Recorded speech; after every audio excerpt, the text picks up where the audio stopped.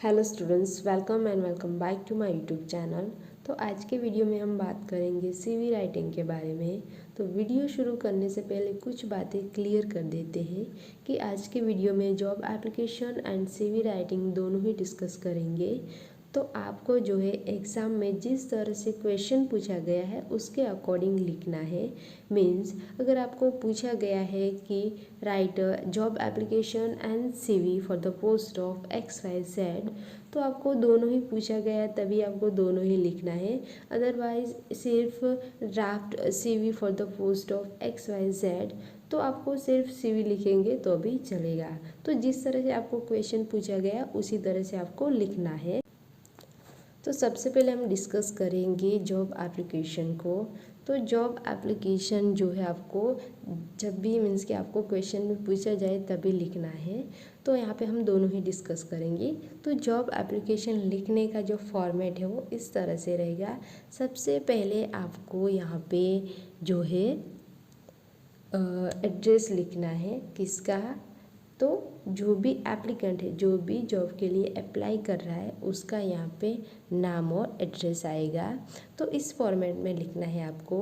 तो अगर आपको क्वेश्चन में जॉब एप्लीकेशन पूछा गया है तो उसका जो एड्रेस है, जो भी एप्लीकेंट है उसका एड्रेस आपको क्वेश्चन में ही मिल जाएगा, ठीक है।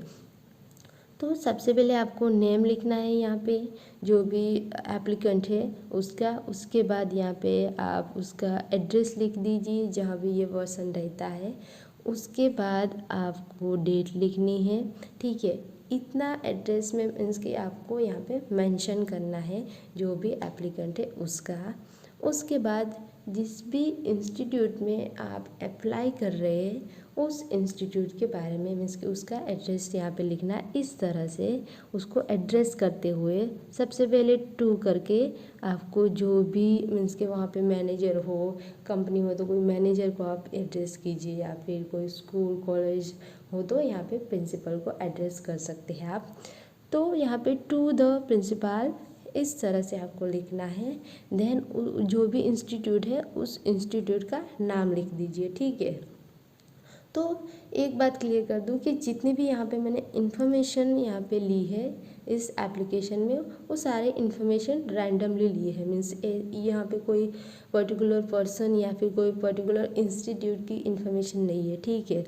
ये कॉलेज का नेम भी मैंने रैंडमली लिया है, मतलब ऐसे ही रख दिया है। और ये जो कोड है पिन कोड वो भी मैंने रैंडमली लिख दिया है। तो आप ऐसा मत कमेंट लिखना कि ये जो पिन कोड है ये तो गलत है। तो यहाँ पे मैंने सारी चीज़ें रैंडमली ली है, ठीक है, सिर्फ आपको समझाने के लिए। तो आपको टू द प्रिंसिपल करके यहाँ पे उस कॉलेज का नेम लिख देना है।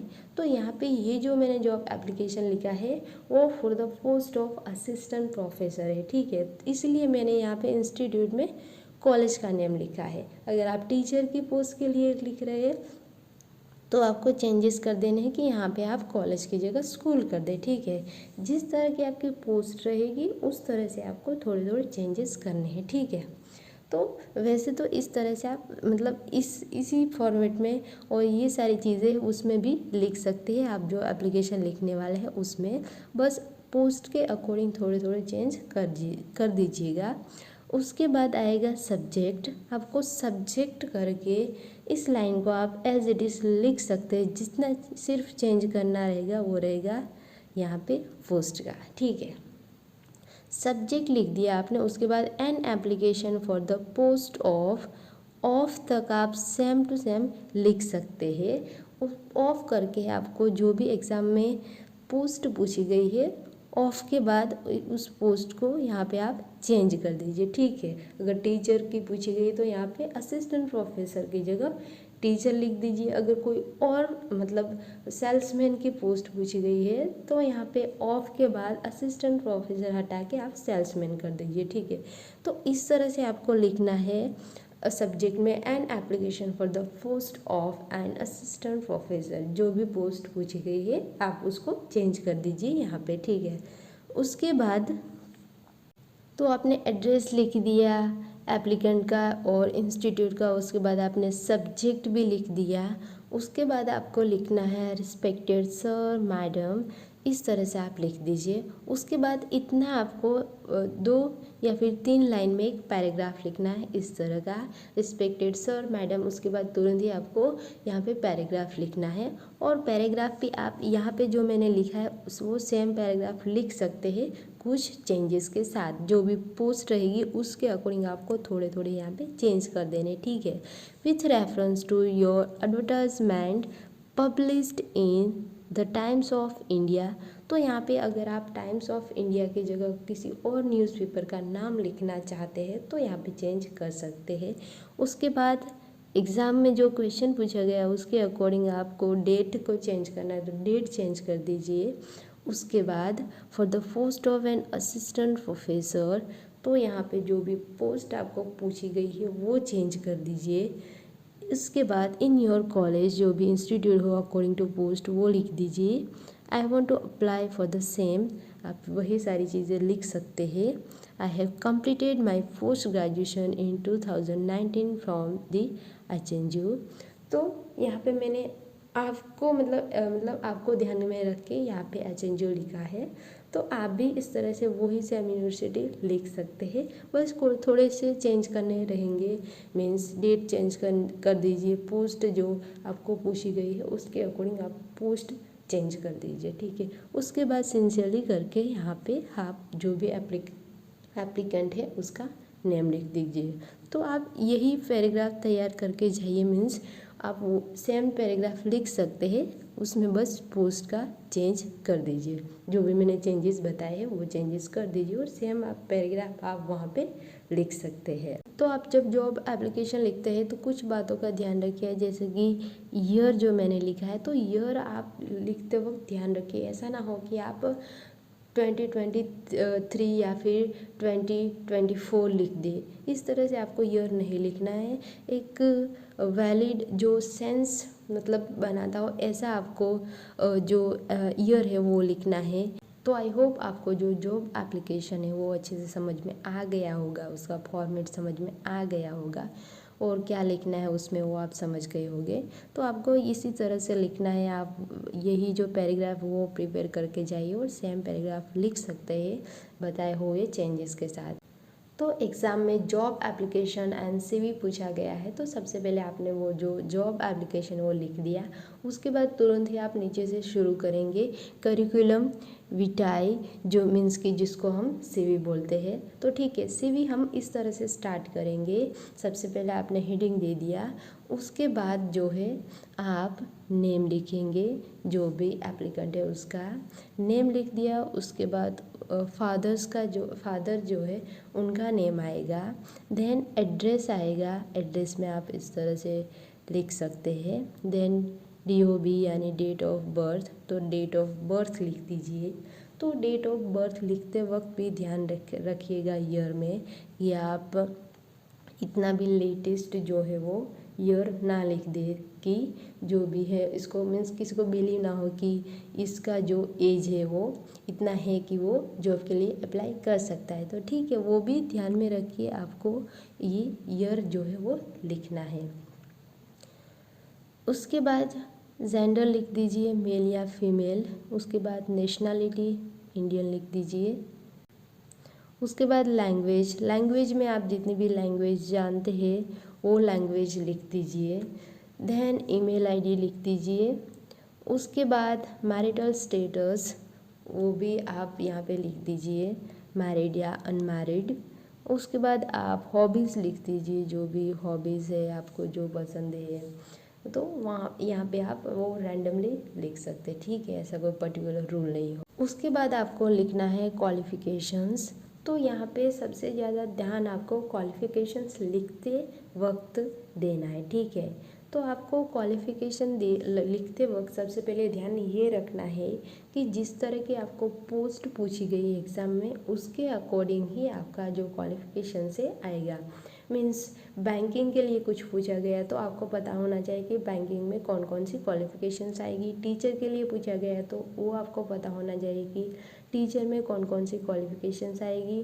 प्रोफेसर के लिए पूछा गया है तो उनके लिए कौन कौन सी क्वालिफिकेशंस आएगी। यहाँ पे जो मैंने लिखा है वो प्रोफेसर को ध्यान में रखते वक्त मीन्स के उनको ध्यान में रखते हुए यहाँ पे क्वालिफिकेशंस लिखी है। यहाँ पे मिनिमम जो भी क्वालिफिकेशंस रिक्वायर्ड है उसको मैंने यहाँ पे लिखा है, ठीक है। तो क्वालिफिकेशंस लिखने के लिए सबसे पहले आप इस तरह का एक टेबल बना दीजिए। उसके बाद सबसे पहले आप लिखेंगे डिग्री, ईयर, बोर्ड या एंड यूनिवर्सिटी एंड परसेंटेज। तो सबसे पहले आपको कौन सी डिग्री लिखनी है यहाँ पे, तो आपको लिखना है एसएससी, और एसएससी कौन से ईयर में मतलब पास किया है उसको यहाँ पे ईयर लिखना है। देन कौन से बोर्ड से, तो यहाँ पे आपको बोर्ड का नेम लिख देना है एंड यहाँ पे परसेंटेज लिख देना है, ठीक है। तो हम यहाँ पे कोई सीवी लिख रहे हैं, एप्लीकेशन लिख रहे हैं, तो यहाँ पे परसेंटेज ज़्यादा लिख देंगे तो कोई मीन्स के ऐसा बड़ी बात नहीं है, लिख सकते हैं, ठीक है, कोई बात नहीं। देन मीन्स जो परसेंटेज लिखते हो वो आप 55% से ज़्यादा ही लिखिए, ठीक है। उसके बाद एचएससी और उसका ईयर मीन्स के कौन से ईयर में आपको वो उसने क्लियर किया है उसका ईयर लिख दीजिए। तो ईयर लिखते वक्त आपको सबसे ज़्यादा ध्यान देना है, ठीक है। आपने एसएससी के लिए 2012 लिखा है तो उसके बाद आपको पता होना चाहिए कि जो भी स्टूडेंट है वो एचएससी कब पास करेगा। तो उसके बीच में गैप आता है 1 ईयर का, ठीक है, 11 का। तो यहाँ पे आपको वो गैप रख के जो है यहाँ पे ईयर लिखना है 12, उसके बाद 13 नहीं लिखना, आपको 14 लिखना है। तो वो चीज़ को आपको अच्छे से ध्यान रखना है, ठीक है। उसके बाद आप बोर्ड का नाम लिख दीजिए, उसके बाद परसेंटेज लिख दीजिए। उसके बाद आएगा बीए, यहाँ पे असिस्टेंट प्रोफेसर के लिए मीन्स के क्वालिफिकेशंस लिख रहे थे। तो यहाँ पे बीए और 12 के बाद बीए कंप्लीट करने में कितने ईयर लगते हैं, 3 साल। तो आपको 3 साल का गैप रखते हुए यहाँ पे ईयर लिखना है। देन आप यूनिवर्सिटी का नाम लिख दीजिए, मीन्स बीए जो है आपने यूनिवर्सिटी से पास आउट किया है तो यहाँ पे यूनिवर्सिटी का नाम आएगा। उसके बाद परसेंटेज, बीए के बाद प्रोफेसर के लिए एमए चाहिए तो आप एमए लिख दीजिए, और एमए में 2 साल का वक्त लगता है तो आपको 2 साल का यहाँ पे गैप रखते हुए यहाँ पे ईयर लिख दीजिए। Then university, then percentage. उसके बाद जो हम असिस्टेंट प्रोफेसर बनने की जो क्वालिफ़िकेशन होता है वो जीसेट या फिर नेट होता है। तो यहाँ पे आप नेट लिख दीजिए और ईयर लिख दीजिए। एंड यहाँ पे ऐसा मीन्स कि कोई गैप रखने का मीन्स की ज़रूरत नहीं है, सिर्फ 1 साल का गैप रख दीजिए चलेगा। उसके बाद उसका बोर्ड लिख दीजिए एनटीए, एंड यहाँ पे आप परसेंटेज नहीं लिखेंगे, सिर्फ क्वालिफाइड लिखेंगे तो चलेगा। तो इस तरह से आपको क्वालिफ़िकेशंस लिखते वक्त पहले तो टेबल बना देना है, उसके बाद आपको इस ऑर्डर में डिग्रीज़ को मीन्स के यहाँ पे प्रिस्क्राइब करना है। उसके बाद ईयर लिखते वक्त ध्यान रखना है, उसके बाद बोर्ड लिख दीजिए एंड परसेंटेज लिख दीजिए। तो इस तरह से आपको क्वालिफ़िकेशंस लिखना है अकॉर्डिंग टू पोस्ट। क्वालिफ़िकेशंस के बाद आपको लिखना है एक्सपीरियंस। तो यहाँ पे आप एक्सपीरियंस लिख सकते हैं, I have 2 years of experience in teaching UG students as an assistant professor at. तो यहाँ पे हमने जो जॉब एप्लीकेशन है उसमें जिस इंस्टीट्यूट में हम लिख रहे थे वहाँ पे हमने यही कॉलेज का नेम लिखा था, तो हम यहाँ पे सेम कॉलेज का नाम नहीं लिखेंगे, यहाँ पे किसी और कॉलेज का नाम आपको चेंज कर देना है। अगर आपने एप्लीकेशन एंड सीवी दोनों ही लिखना है तो जो कॉलेज का नाम मीन्स कि जिस इंस्टीट्यूट में आपने ये एप्लीकेशन लिखा है तो वहाँ पे यहाँ पे हम एक्सपीरियंस में किसी और कॉलेज का नेम लिख देंगे। तो ये चेंजेस आपको कर देने, सेम कॉलेज यहाँ पे नहीं रखने, तो ये आपको ध्यान में रखना है। उसके बाद आप रेफरेंस किसी भी एक टीचर का आप जो भी प्रोफेसर को जानते हैं उनका आप नेम यहाँ पे लिख सकते हैं, एज अ रेफरेंस आप दे रहे हैं अपने सीवी में उनका। तो डॉक्टर सोहम वर्मा, तो आप यहाँ पे आपके टीचर का नाम लिखना चाहते हैं प्रोफेसर का तो उनका भी लिख सकते हैं। उसके बाद उनका ओहदा लिख दीजिए, जिस भी पोस्ट पे है, असिस्टेंट प्रोफेसर, एसोसिएट प्रोफेसर जो भी है। उसके बाद जिस भी इंस्टीट्यूट में वो काम कर रहे हैं उस इंस्टीट्यूट का नेम लिख दीजिए। उसके बाद आएगा डिक्लेरेशन। डिक्लेरेशन में यहाँ पे जो भी सेंटेंस लिखा गया है उसको आप एज इट इज़ अपने सीवी में लिख सकते हैं। इसको आप मीन्स कि सेम यहाँ पे जो लिखा है वो सेम टू सेम बिना किसी चेंज के आप अपने सीवी में लिख सकते हैं। उसके बाद रिया शर्मा जो भी एप्लीकेंट है उसका नेम एंड यहाँ पे उसका सिग्नेचर आएगा नीचे, तो आप उसका मीन्स के वहाँ पे सिग्नेचर कर दीजिए। तो ये रहेगा आपका सीवी जो आपको एग्ज़ाम में लिखना है।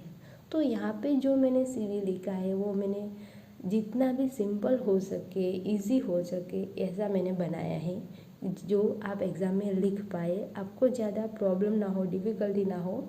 यहाँ पे जो सीवी लिखा है उसमें और थोड़ी चीज़ें आती है पर वो मैंने ऐड नहीं की जो कि रिक्वायर्ड नहीं थी। तो मैंने इसको ज़्यादा से ज़्यादा सिंपल रखने का कोशिश किया है ताकि आपको एग्ज़ाम में आप इजीली इसको लिख पाए, प्रिपेयर कर पाए। तो वीडियो में हमने जॉब एप्लीकेशन एंड सीवी दोनों ही डिस्कस किया है। अगर एग्ज़ाम में दोनों ही पूछा जाता है तो आप दोनों ही लिखिए, या फिर सिर्फ ऐसा क्वेश्चन है कि draft CV for the post of XYZ, तो सिर्फ आपको ये वाला सीवी लिख देना है। यहाँ पे जो भी हमने डिस्कस किया है तो ये वाला सीवी लिख दीजिए एंड क्वालिफिकेशंस लिखते वक्त थोड़ा सा ध्यान दीजिएगा ईयर एंड ऑल पे। तो आई होप ये जो सीवी है, सिंपल सा सीवी आपके लिए जो मैंने प्रिपेयर किया है वो आपको एग्ज़ाम में हेल्प करेगा, और ये जो क्वेश्चन आपको पूछा जाता है एग्ज़ाम में उसको आप इजीली अटेम्प्ट कर पाएंगे। So thank you for watching and all the best.